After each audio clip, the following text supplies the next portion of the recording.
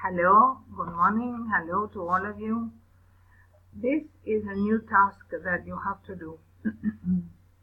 It is one of the 6 tasks that you have which are obligatory, and they are the ones that will allow you to prepare or to sit for the second midterm exam. Yes?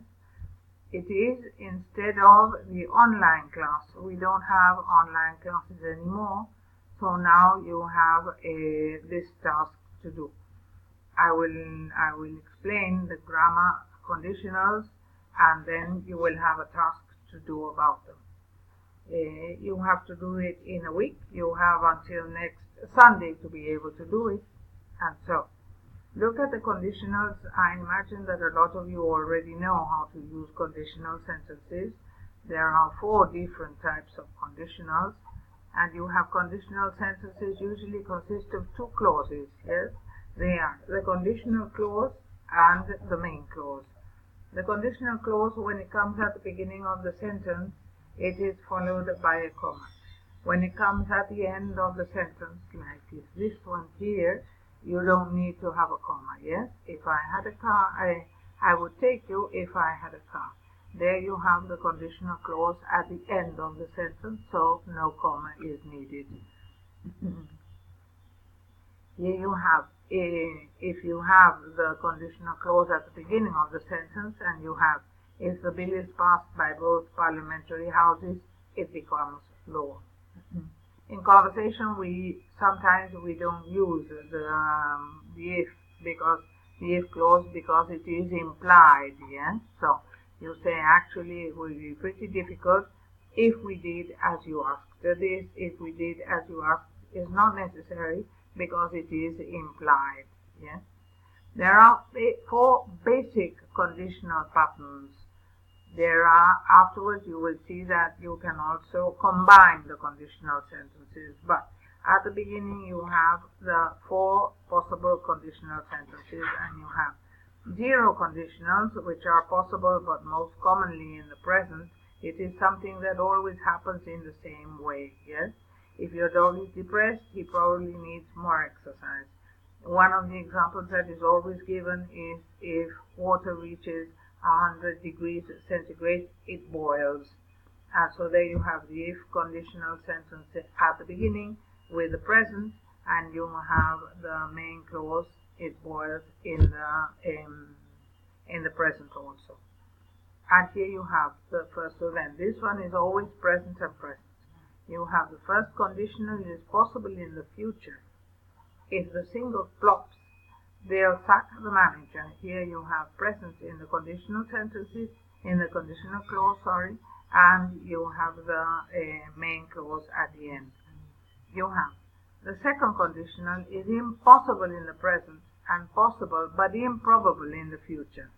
And here we have an example. If you were a bit nicer, he wouldn't get so cross. Yes, and so here you have the second conditional. You have the past and the past and the future. If you had answered the door, she wouldn't have gone away, and this is in the past. It is an impossible condition. It is something that will never happen. Yes, because you didn't answer the door, and so she went away because you didn't answer the door. That is an impossible condition in the past. Okay, and so as we said about the 0 conditional, this is also known as a general conditional, because the same thing always happens in the same way, and you have if plus the present simple, and you have a verb in the present simple. If you don't look after tomato plants, they die very quickly. Yes, you have present and present. Then you have the 0 conditional to talk about events or situations that can occur at any time and often occur more than once. Yes, that is the example that I gave you about the water boiling. We also have, this is the same as the one I gave you. If you use a very hot iron on nylon, it melts. That will always happen. Yes. So that then is present and present. The same thing always happens, and there you have a 0 conditional. Okay.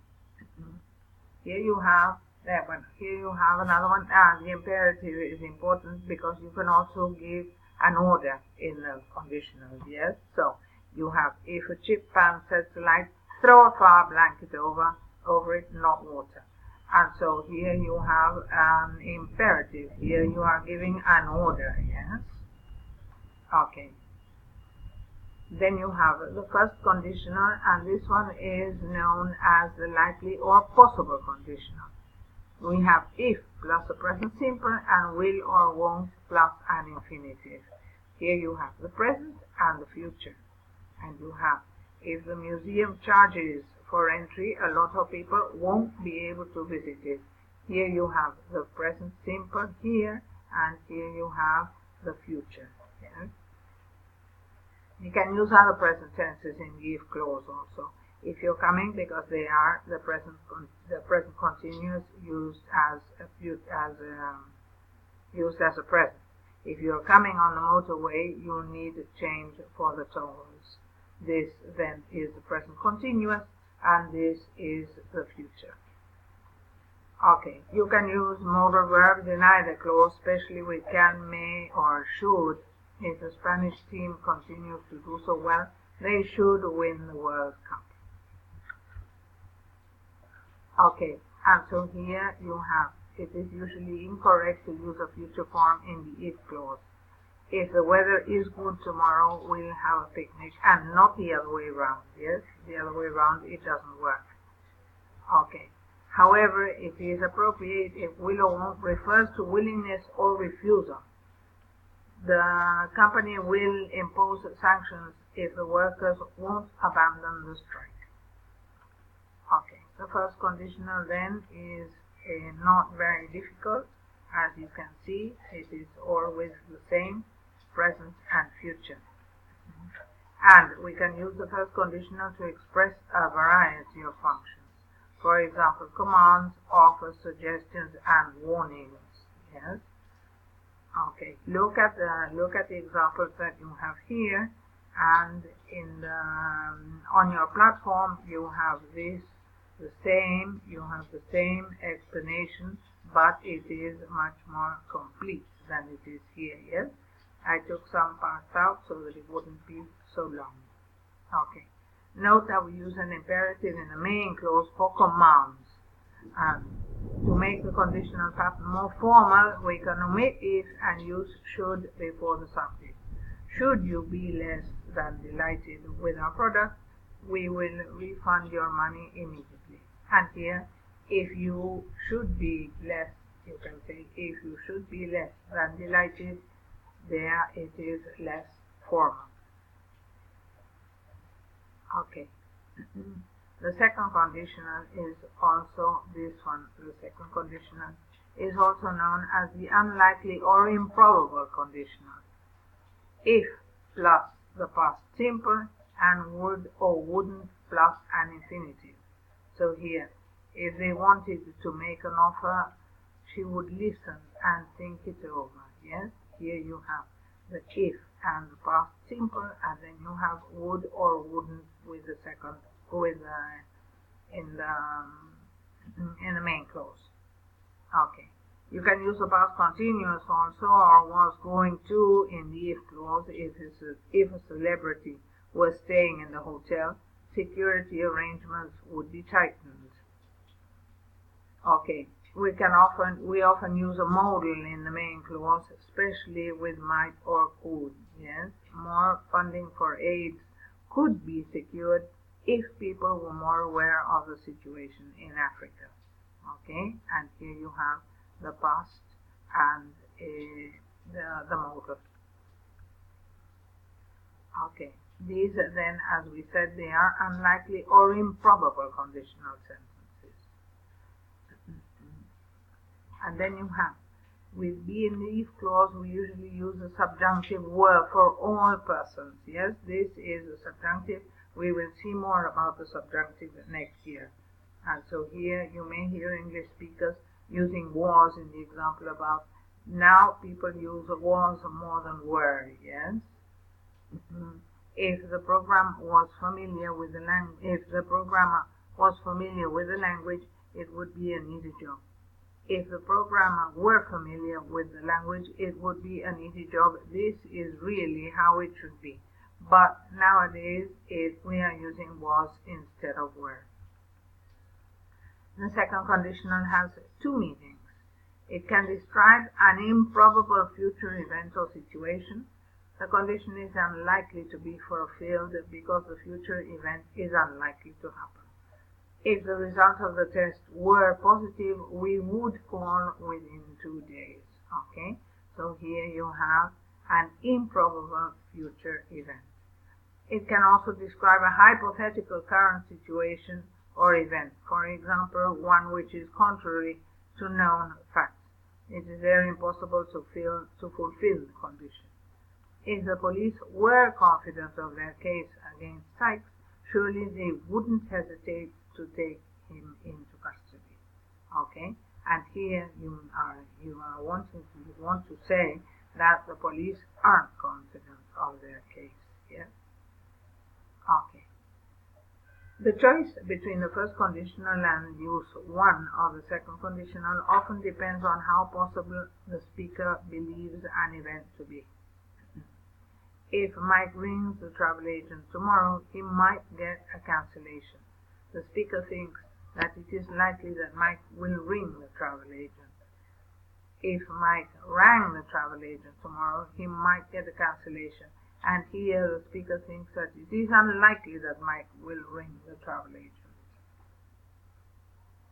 Okay, here you have the second conditional is used to express a variety of functions, as for example, giving advice, polite requests, desires, and regrets. We can use should plus an infinitive and were to plus an infinitive in the second condition to emphasize the condition is unlikely to happen. If the printer should break down within the first year, we would repair it at our expense. Okay, and so here you have where if you were to listen more carefully, you might understand a bit more. Okay, we can make this condition more formal by placing should before the subject, the same as the other one. Should the ticket fail to arrive there before the departure date, we could arrange to have duplicates waiting at the airport. Okay, and here we have the third conditional, and this is also known as the past or impossible conditional. You have if plus a past perfect and would or wouldn't have plus a past participle. We can look at the different kinds of sentences that you have. It is becoming more. We can use a modal in the main clause, usually might or could. We can use continuous forms in either or both clauses of this conditional. If someone had been teasing your child so nastily, you would have behaved in the same way. See, they are impossible to have happened, yes, because if something hadn't happened in the past, you wouldn't have any kind of results. It might have been easier to break the news if I had known her a bit better. As you didn't know her a bit better, you couldn't have broken the news more easily, yes? It is becoming more common to use would have in the if clause, especially in American English, although many people consider it incorrect. If the play would have finished on time, we wouldn't have missed the train. If the play had finished on time, we wouldn't have missed the train. Look through the rest of the examples that you have, because we are running out of time now, and based on this, you will have a task to do, which I will put on the platform, and you have 1 week to read it well, see what you have to do, because there are a lot of ways of replacing if in conditional clauses, and that is what I want you to do now in the task that I am going to put on the platform. And next week you can see all the different kinds of conditional sentences, plus this, which is more complete, and the examples that you have also of